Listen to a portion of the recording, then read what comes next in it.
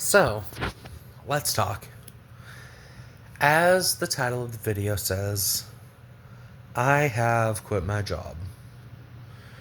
And obviously, this doesn't mean it's the end of the channel or anything. I'm searching for new jobs. I have multiple applications in already. And I'm about to go out to spend some time with my brother and then check on my applications, possibly send more into a few other places. Because, well, as the video title says, I quit my job. And I know that this isn't the kind of content that most people come to the channel for, but I think it's important to address because even though I have stated multiple times that my channel isn't supposed to be for kids, I know that there's going to be a lot of parents who won't care and let their children watch anyway, then are going to blame their children's bad behavior on them taking after me, even though my content is meant for adults. And hopefully, this is one of the videos that they will see instead of one of the ones where I'm going absolutely crazy and losing my shit over the smallest things. Because while those videos are fun to make, this one is really important, not just for me, but possibly for any viewers who are in a similar situation as well. And I just want to talk a bit about the job that I've had, the build up to me quitting, and yeah. So, as many of you know, I worked for Taco Bell for about, let's see, it was 3 years and 10 months by the time I put in my resignation notice after the end of my shift last night. 3 years and 10 months of working for the same company, which is pretty big. Most companies will see that and be like, oh, this person's willing to stick with the company that they know does not care in the slightest about them. That'll make it easier, or that'll make it easier for you if you've done the same thing to get hired at other places because they see that loyalty while knowing that you're not cared for. And yeah, in a way, it really does suck because a lot of industries don't really care about you at all. And the only thing they care about is how much you're willing to let yourself get walked on by customers. Which, oh well, that's retail, that's fast food, that's pretty much any customer service industry is willing to see how much you're willing to let yourself get walked over just for the sake of the company's profits, which, yeah, it sucks, but that's a video for another day. And don't get me wrong, there are plenty of enjoyable times that I've had working at Taco Bell. I mean, hell, I wouldn't have stayed there 3 years and 10 months if there wasn't. There have been several, countless good times and also quite a bit of bad times. And there are people who I still keep in contact with after quitting last night because I have formed a lot of genuine friendships. These people have really legitimately given a shit about me and wanted me not just to do better but also to improve when it comes to my mental health and not just with shit at work. These are the same people who went through me attempting to end my life twice, stuck with me through it, and helped me climb back up to the area where I should be. And that will not just always be appreciated, but will always be a reminder that, yeah, work doesn't mean that you can't make friends. Granted, your primary focus while you're on the clock should still be on the work that's getting done, but people saying that you can't have friendships with your coworkers are fucking stupid. Let me get that straight. You can absolutely form friendships at work, no matter what job you work at. Sometimes is it going to be more difficult than others? Absolutely, but it's not impossible. And I want everyone watching this video who maybe hasn't gone into the workforce yet or has not had any friends made in the workforce yet, that it is very much possible, even if in other fields it's made more difficult than others. Don't give up hope. Try to form some sort of connection because that will make you like your job more. If not, just not hate it, which is sometimes the best you can get. Now, when it comes to my decision to leave, there's a few different factors. One of them was burnout. Like, I've been working the same job for almost 4 years at this point, which, yeah, it's gotten exhausting several times, and it's just like, oh well. Same shit, same shit, same shit, maybe a different day, but it's the same shit, and it's just like, yeah, um, I'm getting tired of this, but I stuck in it for the people that I worked with. And several months ago, I let them know, hey, I, or, sorry, it was about a month and a half, I think, ago that I let them know, hey, I put in an application to a couple of different gas stations. So I'm waiting on a call from them or some sort of notification to see if I can get an interview. And I haven't gotten that interview. I haven't gotten accepted at any workplace, so why did I quit anyway? Because this was a very, very unnecessary risk with no safety net to keep me in check. And that is probably what will need explaining most to a younger audience because it is just such an overall illogical decision that I have made when I have nothing to fall back on. And for me, a lot of it just, it's not just lack of happiness. That's going to happen with any job. I'm used to it in my life and in the job that I had. So what else could it be? Well, a lot of it was just knowing that if I didn't turn my keys in and just resign there was no pulling the metaphorical trigger if I didn't do it then and there. I was going to on Wednesday, and then I remembered, oh shit, one of my coworkers has to go pick up their spouse, which they got approved through the district manager, so, and I'm not going to reveal names for privacy reasons. But yeah, I didn't want to screw them over because they had to pick up their spouse after their spouse finished closing at their workplace. And while they drive to go pick up their spouse, it leaves only one person in the building, which there's supposed to be two at all times, which is why I stayed last night. But after that, I had to make the decision. I couldn't just continue what I had done for multiple months, letting it sit there and just pondering it, making a decision and then pulling out last second, and then making a decision and then pulling out last second. Even though I had no safety net, it was just the same old game of, I really want to quit, I feel like quitting, I think I'm going to quit, and then last second I changed my mind, it's not healthy to be contemplating it that much without making a decision. So I took the risk. I took the big old terrifying risk because I will be honest, it is scary as hell knowing that I don't have a safety net, and the most that I have right now is being able to pay off my rent for this month until I get another job. And yes, it is absolutely illogical and I wouldn't recommend it. But it was starting to weigh in my mind so much to the point where I had no choice but to pull the proverbial trigger in the situation. And what I'm trying to take away from all of this is that, yeah, there are still people who I am close to who work there. And there have been a lot of good moments, even with the several bad that have come along. Overall, yeah, it's been pretty fucking good.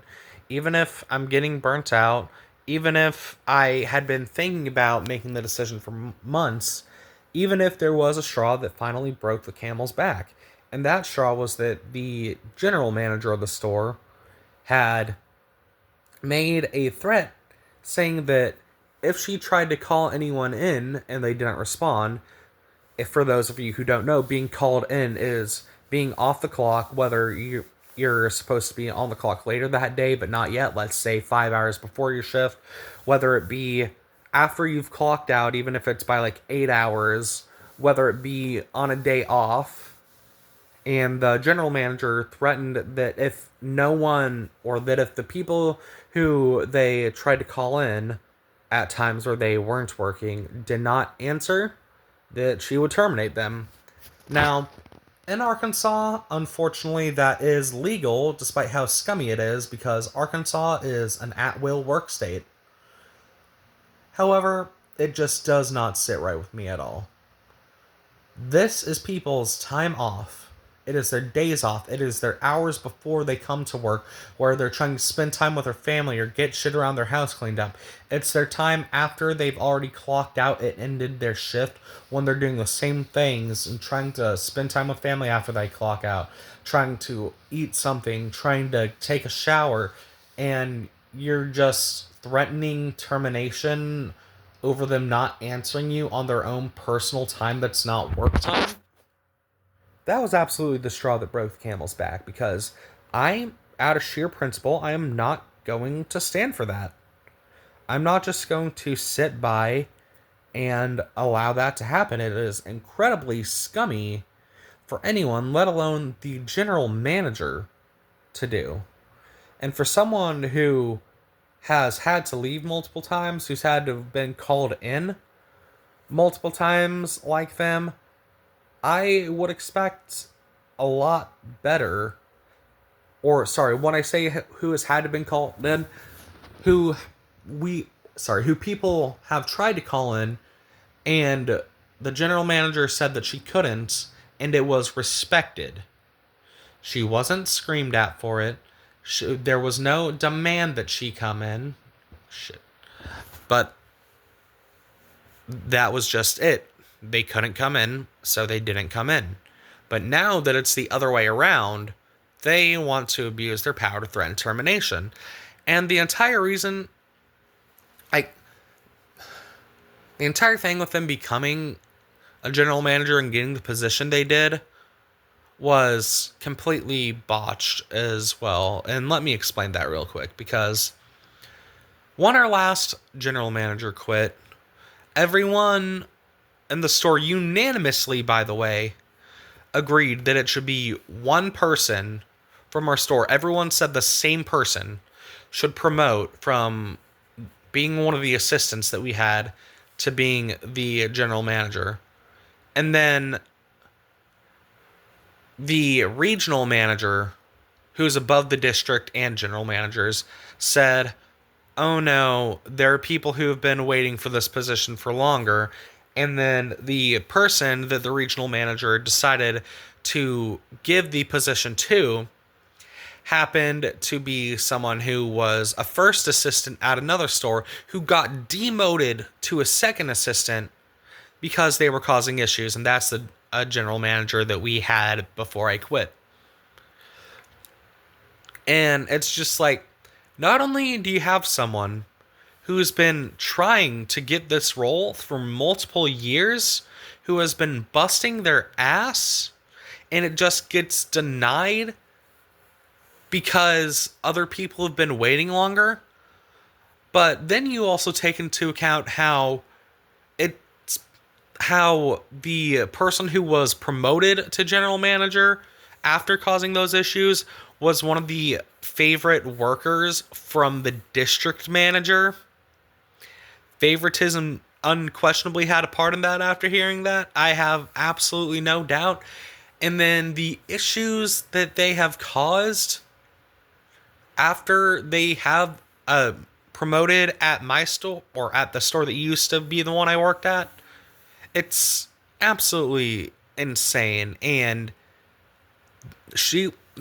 they were just allowed to walk over us for so long with no consequences. Like, I will tell you right now, there have been times where there's always supposed to be 2 people in the store minimum, one of them being a manager. That is the rule that K-Mac and Taco Bell have set in place. And one of those times, it was my general manager, me, and another person on a Sunday closing shift. And they said that they had to go get their son and unlock the door at their house for him. So they left, breaking the rule because there was no manager inside the building at the time, because that was before I had been promoted to a shift lead, and left just me and the other person for about, I think it was 35 minutes or so, which I regret not calling the district manager about that, but after finding out later that he had very well had a lot of favoritism towards the district manager, then, or sorry, that he had a lot of favoritism towards the general manager, yeah, I have full confidence that the district manager would not have done anything. Especially because there have been plenty of situations since where there have been legitimate problems and no one has done anything other than the shift leads and the assistants, which unfortunately, one of the worst scenarios was when it was one of the shift leads causing so many issues, and only the assistants, the general manager, the regional manager, and the district manager can do anything about it, because they're on the same level as us other shift leads. If we're all shift leads, we can't write each other up. But no matter how many times that person was written up by the assistants, no matter how many times that person had their nuclear freakouts that got to the point where the district and regional manager both said that if it happened one more time, that she was fired, it still went on 3 entire times after that until any action was actually taken against her, which is just, it's absolutely ridiculous. And another big thing was a stupid fucking war that the general manager caused between night shifts and day shifts. And I'm just tired of that. Like, everyone should fucking take accountability for their actions. Like, even when the yearly manager reviews came around for the general manager to talk about how the shift leads and the assistants were doing, one of the things that the general manager told me was that I had took corrective criticism very well, and it's just like, well, yeah. Can I be upset about some things that I'm being told? Can it be taken too far? Yeah, but at the same time, there's a reason that corrective and constructive criticism is given to me, and I need to take that and improve from it. But then we have the general manager themselves, who has been told multiple times about things that they're supposed to be doing that they're not doing, and then they want to lose their shit and just point the finger and divert blame back to Knights.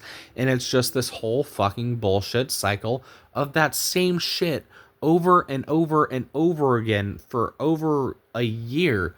And it just got to the point where I'm fucking tired of it. I don't want to deal with that shit anymore, or it's just everyone's pointing fingers, no one's taking any blame, no one's taking any accountability, and it's like being in high school. And these are people that are almost 30, if not already 30. The stupid war between shifts and still is ridiculous, man. Like, why can't it just be to where both shifts are setting not just themselves but each other up for success? That was always what I attempted to do when I was employed and when I was a manager, because I had always been a night person, and it just never ended up seeing the light of day. There have even been other times where I've tried to step up, like with how we're supposed to do a daily count every close of, or sorry, not just every close, how we're supposed to do a count every few hours of the different supplies that we have in the store and send that to the district and regional managers. And it was supposed to be done at 2 p.m., 5 p.m., 8 p.m., and close, and open. So I had noticed it not being done a lot, and I even directly texted in the manager chat, hey, so one thing that all of us, including myself, need to get better at is the counts, because I've noticed that a lot of them just haven't been getting done and haven't been getting sent in. So I'm going to take that first step myself I'm going to be doing the 5 o'clock counts as soon as I clock in on Sundays, and I'm going to be doing the 8 o'clock counts as soon as I come in at 8 on Fridays and Saturdays to take that first step. And then I did that for about a month, but no one else was following. And that's when I just decided to stop. What is the point of leading if there is no follower? If you lead by example and no one goes by the same example, there's no point in showing that in the first place. And it's very frustrating how everyone or how the general manager always wants to complain, but they never wanted to actually take any action. It just got to a point where I was fed up. I'm tired of people just mindlessly complaining without taking any action to actually fix things. And just constantly turning it into a fight for anyone and everyone involved. It's exhausting, it's tiring, and I don't want to deal with it. So, if there's anything you take from this, don't be like me when it comes to not having a safety net and making the decision anyway. I made a dumb decision. I'm going to live with the consequences. Oh well. And thanks for anyone who has listened this full way through. I know 25 minutes for a video talking about someone quitting their job seems very ridiculous, but I wanted to go in depth about a lot of the things, a lot of the reasons, some of the shit that happened, and I felt like a short video wouldn't allow me to do so in the most proper way that could be done. So, thank you all for listening. I'm gonna go spend some time with my little brother and check on some of my applications and a few more. Bye.